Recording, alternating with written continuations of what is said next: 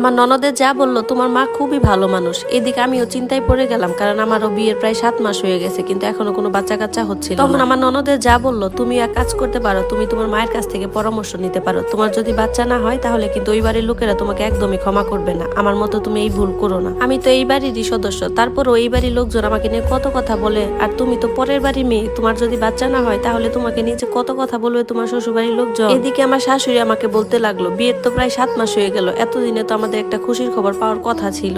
আমার শাশুড়ি আর বাড়ির সবার এরকম কথাবার্তার আচরণে আমি তো ভীষণ চিন্তায় পড়ে যাই। এরপর আমার স্বামী আর শাশুড়িকে না জানিয়ে একটা ডাক্তারের কাছে যাই চেক আপ করানোর জন্য। ডাক্তার আমার অনেকগুলো টেস্ট করালেন। টেস্টগুলো করে বললেন যে রিপোর্ট তুমি 2 দিন পরে পাবা। আমি তখন তাকে বললাম, আচ্ছা ঠিক আছে, আমি তো রিপোর্টটা নিতে আসতে পারবো না, আপনি আমাকে ফোনে জানিয়ে দিবেন। এরপর আমি আমার নাম্বারটা দিয়ে আসলাম, আর ডাক্তার ওনার নাম্বারটাও আমাকে দিয়ে দিলেন। ডাক্তারটা খুবই ভালো ছিল। উনি বুঝতে পেরেছিলেন যে আমি হয়তো বা বারবার লুকিয়ে লুকিয়ে ওনার কাছে আসতে পারবো না। এই 2 দিন আমি কত যে টেনশনে ছিলাম। 2 দিন পর ডাক্তার আমাকে ফোন দিয়ে বললেন যে আপনার রিপোর্টে অনেকগুলো সমস্যা আছে, আর আপনি কখনো মা হতে পারবেন না। আমি আপনাকে এটাই বলতে চাই যে আপনি কোনো ছোটখাটো ডাক্তার বা ওষুধ খেয়ে নিজের শরীর বা জীবন নষ্ট করবেন না। আপনি চাইলে টেস্ট টিউব বেবির মাধ্যমে সন্তান নিতে পারেন, তবে এই চিকিৎসাটা অনেক ব্যয়বহুল। আমি তো এই কথা শুনে ভীষণ চিন্তায় পড়ে গেলাম। সেদিন সারা রাত অনেক কান্না করেছি। আমার বর যখন আমাকে জিজ্ঞাসা করলো যে কি হয়েছে, আমি তাকে বললাম তেমন কিছু হয়নি।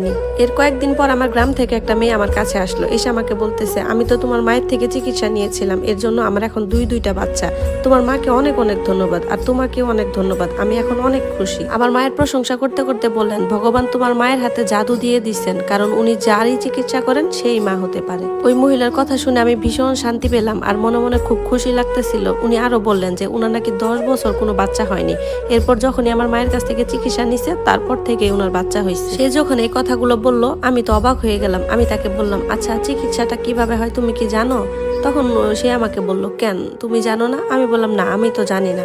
তখন সে আমাকে বললো, আচ্ছা ঠিক আছে থাক, বাদ দাও এসব কথা। আমার মা সবাইকে প্রায় 1 মাস পর্যন্ত চিকিৎসা করলো। এরপর আমি সিদ্ধান্ত নিলাম যে আমার বর বা শাশুড়িকে কিচ্ছু না জেনে নিয়ে আমি আমার মায়ের কাছ থেকে চিকিৎসা করব, কারণ আমার বর শাশুড়ি আমাকে এমনিতেও পছন্দ করে। আমি আমার নিজের মাকে নিজের সব সমস্যার কথা বলবো, তার থেকেই চিকিৎসা নিব। এরপর আর কাউকে কিছু বলার প্রয়োজন নেই আমার। আমি সকাল সকাল বাড়িতে চলে গেলাম। মা তার ওই ঘরে বসেছিল, বাবা বাড়িতে ছিল না। আমি যেহেতু মার ওই ঘরে যেতে পারি না, তার কারণে আমি প্রায় 4 ঘন্টার মতো বাহিরে বসেছিলাম। আমি ভীষণ রেগে গেলাম। রেগে গিয়ে তাকে বললাম, শোনো আমার কিছু সমস্যা আছে। তখন তিনি আমাকে বলল, কি সমস্যা, টাকার দরকার? আমি বললাম, না সেটা না, তুমি আমার রিপোর্টগুলো দেখো। আর আমি আমার সব ঘটনা ওনাকে খুলে বললাম। মা রিপোর্টগুলো দেখে বললেন, হ্যাঁ এটা তো অনেক বড় সমস্যা। আমি মাকে বললাম, কেন, তোমার জন্য এটা কোনো সমস্যা হওয়ারই তো কথা না, তুমি তো কত মানুষের চিকিৎসা করো। মা তখন রাগ করে আমাকে বলল, এই ধরনের কথা যদি কখনো বলেছো, আমি তোমাকে একদম ক্ষমা করব না। আমি তোমার এই চিকিৎসা করতে পারবো না। করবো না মানে করবো না। আমার মা আমাকে এমন এমন বাজে কথা বললো যাতে উনি মরে গেলেও এই চিকিৎসা করবেন না। এরপর আমি খুব কান্নাকাটি করতেছিলাম। আমি তাকে বললাম, কেন করবেন আমার চিকিৎসা? ওই মুহূর্তে আমার বাবা চলে আসছে। বাবা এসে দেখে যে তার মেয়ে এতদিন পরে এসে বাড়িতে কান্না করতেছে। বাবা তখন বলল, মা কেন কাঁদছো তুমি? বাবা আমাকে খুব ভালোবাসতো। তখন আমার মা বাবাকে বলল, বিনা কারণে ও কিছু একটা চাইছে, কিন্তু মা বাবাকে এই কথা বললো না যে আমি কখনো মা হতে পারবো না, আর আমি মার কাছে চিকিৎসা করতে চাইছি। একে তো মাই ভুল করছে, তার উপর আবার মিথ্যা কথা বলতেছে বাবার কাছে। বাবা এরপর বলল, মা কোনো টেনশন করো না, আমি তোমার পাশে আছি। এই কথা বলে বাবা চলে গেল। মা আমাকে বলল, শোনো যেটাই হচ্ছে ভগবানের ইচ্ছাই হচ্ছে, আর তুমি কখনোই আমার কাছে চিকিৎসার কথা বলতে পারবা না। আমি তোমার চিকিৎসা কোনোভাবেই করতে পারবো না, এই কথাটা তোমার মাথায় ঢুকিয়ে নাও। এরপর আমি আমার শ্বশুর বাড়িতে চলে আসলাম। এসে আমি ভাবতে লাগলাম যে মা কেন আমাকে এই কথাটা বললো। প্রথমত মা তো আমাকে তার ওই ঘরে কখনোই ঢুকতে দিত না, আর এখন যখন আমার এত বড় সমস্যা, তারপরে উনি এই সমস্যাটা উনার গায়ে লাগাচ্ছে না। কোথাও একটা তো ঘাপলা ঠিকই আছে। এরপর আমার শেষ ভরসা ছিল আমার মায়ের কাজের লোকটা। সে আমাকে সেদিন বাড়িতে কান্না করতে দেখছিল, পরের দিন আমাকে ফোন দিয়ে বলে যে তুমি কান্না করছিলা কেন, তোমার কি কোনো সমস্যা হয়েছে? ও ছোটবেলা থেকে আমাকে মায়ের মতোই আদর করতো, কারণ মা তো আমাকে খুব একটা সময় দিতে পারতো না, উনি আমাকে সব সময় দিত। এরপর আমি ওই কাজের লোকটা বাসায় চলে গেলাম, গিয়ে ওনার কাছে সাহায্য চাইলাম। উনি প্রথমে আমাকে মানা করেছিল সাহায্য করবে না, এরপর উনি রাজি হয়েছে, যার কারণে আমরা দুজন মিলে একটা প্ল্যান বানাই। উনি পরের দিন মার কাছে যায়, মুখটা ঢেকে যায়। মা যখন তাকে জিজ্ঞাসা করে যে তোমার মুখে কি হয়েছে, তখন উনি বলে আমার মুখটা খুব বাজেভাবে আক্রান্ত হয়েছে, এখানে আমি ক্রিম বা মলম লাগিয়ে এসেছি, যার কারণে আমি মুখটা বের করতে পারতেছি না।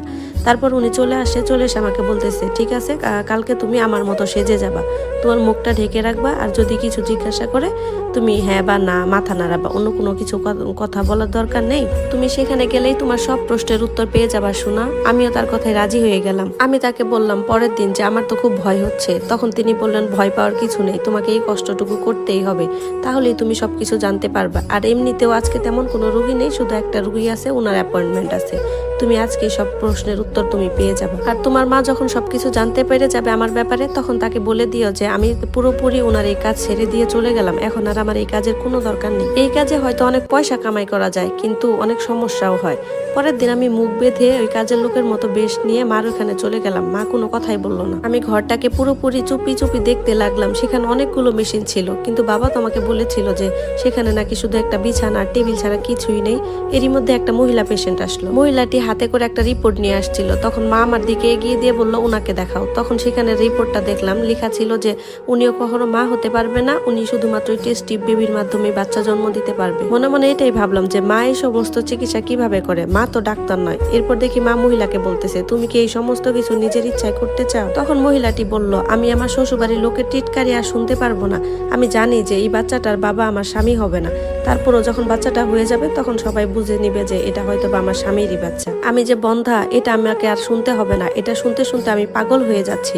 আমি তখন ভয়ে মুখে চাপা দিলাম। মনে মনে ভাবলাম এর মানে হচ্ছে মা টেস্ট টিউব বেবির কাজ করে। তার মানে হলো এতদিন যত মহিলার বাচ্চা হয়েছে ওগুলা কোনোটাই তাদের স্বামীর নয়, অন্য কোনো লোকের বাচ্চা তাদের হয়েছে। এই জন্যই মা সবার কাছ থেকে এই চিকিৎসার জন্য এত এত টাকা নিত, আর এত দামি দামি মেশিন এই ঘরে বসানো হয়েছে।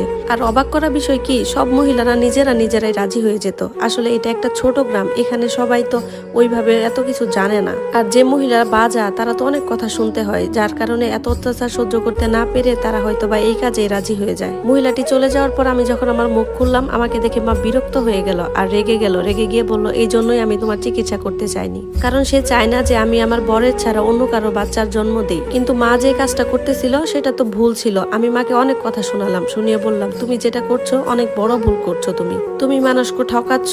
তখন মা বলতেছে আমি যেটা করতেছি এটাকে তুমি ভুল বলো না, কারণ এরা বাচ্চা, আর বাচ্চাগুলোর এই দুনিয়াতে আসার অধিকার আছে। আমি যদি ভুল কাজ দিয়ে কোনো মহিলার জীবনে খুশি এনে দিতে পারি, আর লোকেরা তাকে বাজা বলতেছে এটা থেকে মুক্তি দিতে পারি, তাহলে এর থেকে খুশির আর কি হতে পারে? সাধারণ মানুষ মনে করে যে টেস্ট টিউব বেবি মানে এটা একটা পরের বাচ্চা। হ্যাঁ এটা তো পরের বাচ্চা, কিন্তু আমি তো সবকিছু মহিলাদেরকে বলে দেই, এছাড়া আমার কোনো উপায় থাকে না। আর এই কাজগুলো তো আমি তাদের থেকে লুকিয়ে করি না, আমি সবকিছু মহিলাদেরকে জানিয়ে তারপর করি। এই জন্যই তো ওরা দূর দূরান্ত থেকে এত টাকা পয়সা দিয়ে আমার সাথে যোগাযোগ করে।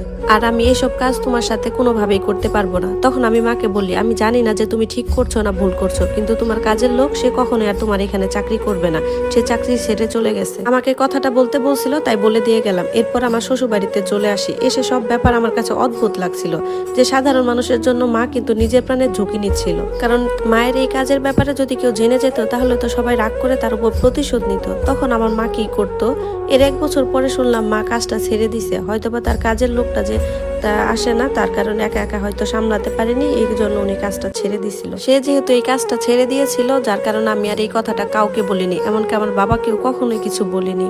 আমি আমার বরকে এটা বলে দিয়েছিলাম যে আমি আর কখনোই মা হতে পারবো না।